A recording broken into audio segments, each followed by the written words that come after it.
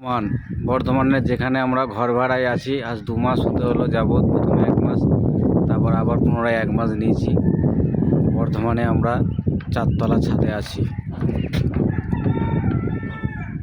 এটা বর্ধমানের ঘরের ছাদ, যে ঘরে আমরা রয়েছি।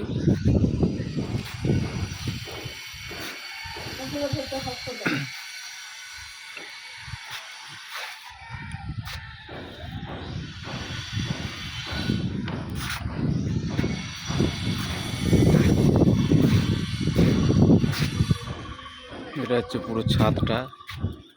এটা আমার ভাই বজিত শুয়ে আছে, এগুলো আমাদের জামাকাপড় মেলা আছে। আর এটা হচ্ছে পবিত্র মসজিদ। ছাদের পাশেই পবিত্র মসজিদ আছে গাইস, আপনারা দেখতে পাচ্ছেন। পবিত্র মসজিদ, মসজিদটা সেই আছে।